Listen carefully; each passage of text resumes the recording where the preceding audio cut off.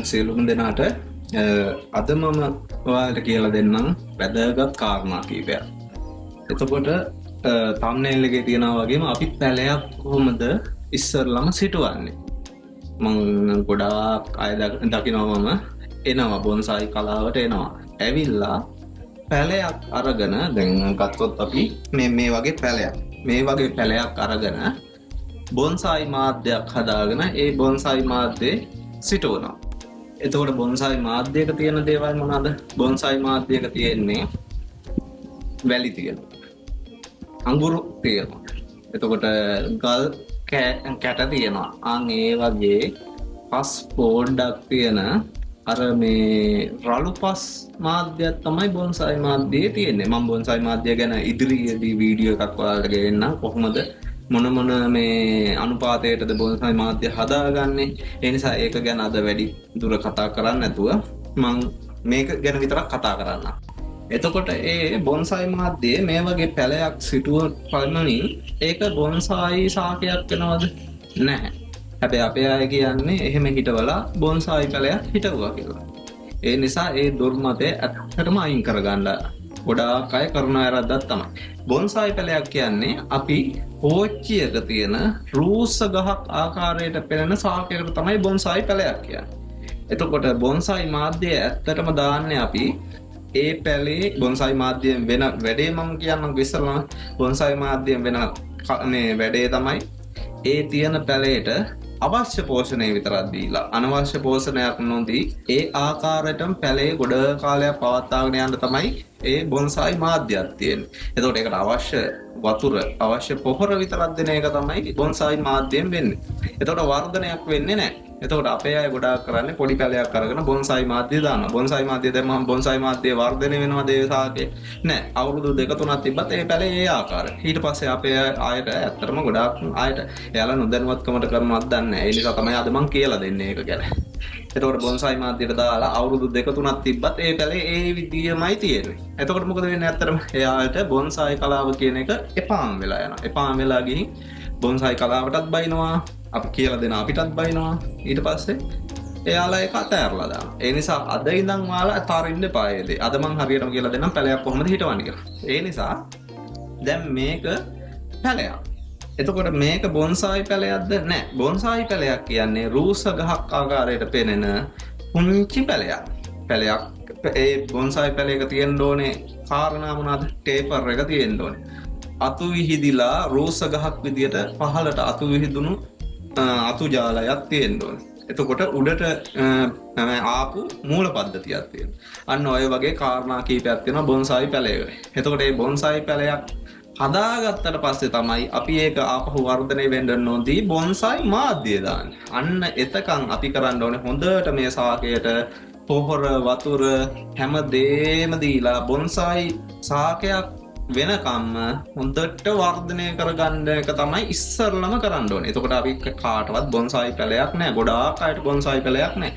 අපි ළඟ තියෙන ගොඩාක් හැමෝම වගේ ළඟ තියෙන්නේ පුහුණු වෙමින් තියෙන බොන්සායි ශාකයක්. අන්න ඒවා ඕනේ තරම් ගොඩාක් අය ළඟ තියෙනවා. එතකොට මල් ළඟ තියෙන මේ පුහුණු වෙමින් පවතින බොන්සායි ශාකයක්. එතකොට තාම බොන්සායි කියලා කියන්න බැරි තත්ත්වයට තියෙන ශාකයක් තමයි මේ තියෙන්නේ. එතකොට මම කරේ මේක දැන් අවුරුදු 3කට කලින් පුංචි පැලයක් හිටුවේ. මේ විදියට පැලයක් හිටුවේ. පැලයක් හිටවලා හොඳට වතුර පොහොර දාලා වර්ධනය කරගත්තා. එතකොට වර්ධනය කරගත්තින් බොන්සායි ශාකයක තියෙන්න ඕනේ ටේපර් එක හදාගන්න. අතු බැඳලා, කම්බි වලින් අතු බැඳලා මට ඕනේ විදියට ඒක හරවගෙන, ඒකේ කඳ මහත් කරගෙන, ඒක ඕනේ විදියට අතු ටික වර්ධනය කරගෙන මම දැන් අවසාන විරට මේක අරගෙන ආවා. එතකොට අපිට අනිවාර්යයෙන්ම පැලයක් හිටවද්දී අවුරුදු 2ක් ඇතුළත හෝ 3ක් ඇතුළත කොහොමද අපි මේ පැලේ තියෙන්න ඕනේ කියලා ප්ලෑන් එකක් හදාගන්න ඕනේ. ප්ලෑන් එකක් හදාගෙන තමයි අපි මේ පැලේ අවශ්‍ය ආකාරයට අතු බැඳලා අවශ්‍ය තැන් වලින් අතු අරගෙන අනවශ්‍ය අතු අයින් කරලා ඒක හදාගෙන යෑමේ ක්‍රියාපටිපාටිය අපි පිළිවෙලට කරගෙන යන්න ඕනේ. අන්න ඊට පස්සේ ඒක කරලා ඉවර වෙලා අපිට පුළුවන් බොන්සායි පැලයක් ආකාරයට ආපු මේ ශාකය බොන්සායි මාධ්‍යයට දාන්න. ඒ නිසා ආපහු වලට මම කියන්නේ බොන්සායි පැලයක් හදන්න ගියපු ගමන් පැලේ දාන්න එපා බොන්සයි මාධ්‍ය. බොන්සයි මාධ්‍ය දාපු ගමන් ඒක ඉවරයි. ඒක බොන්සයි පැලේකුත් නෙමෙයි, නිකම් පැලේකුත් නෙමෙයි. අවුරුදු ගානක් යනකම් එහෙම. ඒ නිසා ඔයාලත් අද වගේ මම අද මේ කරලා තියෙනවා වගේ මේ පොලිතීන් කවර එක දාන්න. පොලිතීන් කවරේට හොඳ පොහොර ටිකක් දාලා, කොම්පෝස්ට් ටිකක් දාලා, මතු පිටිපස් ටිකක් දාලා හොඳට මේ වතුර දාලා පැලේ හිටවන්න. නැත්තම් මල් පෝච්චි එක. එහෙමත් බැරිනම් ඔයාලා මේ ඔය ගෙදර ගේන සහල්වර තියෙනවා. සහල්වරේක නැත්තම් බිම හරි සිටවලා හොඳට හදාගන්න. හොඳට බොන්සයි පැලයක් වෙනකම්ම මේක ට්‍රේන් කරගන්න. ට්‍රේනින් කරගෙන අවසානයේ අන්න ඔයාලට ඔය ඇත්තටම හදිසිය තියෙන කට්ටිය ඉන්නවනේ බොන්සයි මාධ්‍යයට දාන්න. අන්නේ මාධ්‍යයට දාගන්න. අන්න ඊට පස්සේ අපිට පුළුවන් ඒක අනවශ්‍ය විදියට වර්ධනය වෙන්න නොදී ඒ ආකාරයට කොළ පුංචි කරගෙන ඒ විදියට ඉස්සරහට ගෙනියන්න. එතකොට අපි ඇත්තටම මේ කොළ මේ පුංචි කරගන්නේ කප්පාදුවෙන්. එතකොට දැන් මම උනත් මේකේ කොළ පුංචි කරගෙන තියෙන බොන්සයි මාධ්‍ය දාන්න කලින්ම පුංචි කරගෙන තියෙන. ඒක පුංචි වෙන්නේ අපි කප්පාදු කරලා කප්පාදු අවස්ථා කීපයක්ම කරලා අතු ගොඩාක් ගත්තාම ඒක කොළ නිකම්ම පුංචි වෙනවා. කප්පාදුවෙන් තමයි කොළ පුංචි මේ කුඩා කරගන්න අපිට අවස්ථාව තියෙන්නේ. ඒ නිසා මේ අද ඉඳන් ඔයාලා අද දැනගත්තනේ ඔයාලා එතකොට මේ බොන්සයි පැලයක් හදාගන්න යන මාර්ගයේදී පැලයක් අරගෙන ඒක ට්‍රේනින් කරන අවස්ථාවේදී අපි හොඳට පොහොර වතුර දීලා ඒක හදාගන්න ඕනේ කියලා අද ඉඳන් පටන් ගන්න. අද ඉඳන් පටන් ගත්තාම ඔයාලට ගොඩ ආසයිතේ අවුරුදු 2-3ක් යද්දී මෙන්න මම හිටවන පැලේ හොඳට ලස්සනට ඇවිල්ලා තියෙනවා. හොඳට වර්ධනය වෙලා තියෙනවා. ඒ නිසා ඒක අද ඔයාලා මේ බොන්සයි මාධ්‍ය දාලා තියෙන නම් පුංචි පැල ඒවා ගලවලා හොඳ පස් මාධ්‍යයක දාන්න. හරි. එතකොට මම මේ ඒ ටික කියලා ඉවරයිනේ. අද මම මේ ගෙනාවු පැලේ ගැන විස්තරයක් මම කියන්න. එතකොට මේක මම ඊදා අවසානට දාපු වීඩියෝ එකේ තියෙනවා. අපි හැමෝටම හදාගන්න ලේසිම පැලයක් විදියට ඇහැටු පැලේ. මේ තියෙන්නේ ඇහැටු පැලයක්.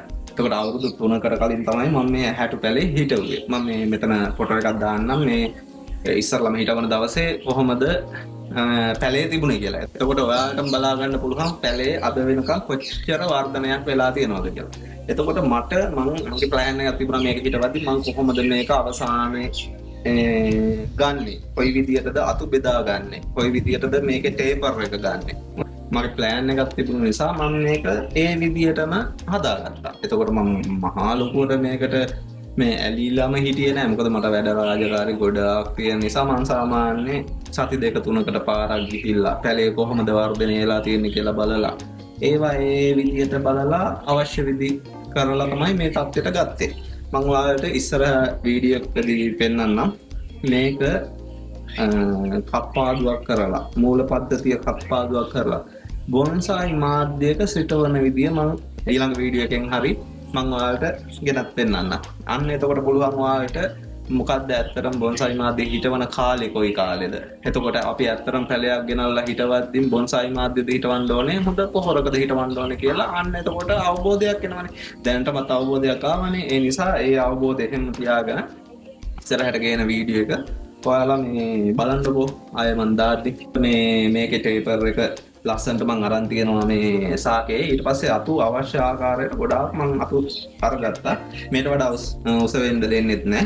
දැන් මට ඕනේ මේක වර්ධනය නොවෙන්න මේ වග බලා ගන්න බොන්සයි මාධ්‍යයකට දාගන්න තමයි මට උවමනාව තියෙන්නේ. ඒ නිසා මං ඒක ඉස්සරහ ඉදිරි වීඩියෝ එකකදී ගෙනෙන්නම් ඔයාලට. මේකේ ළඟ වීඩියෝ ටිකක් මම මේ වීඩියෝ එකෙන් පස්සේ දාන්නම්. ඔයාලා ඒ වීඩියෝ එක බලන්න. ඒ නිසා අදට මං මේ යන්නම්. සියලු දෙනාටම ආයුබෝවන්.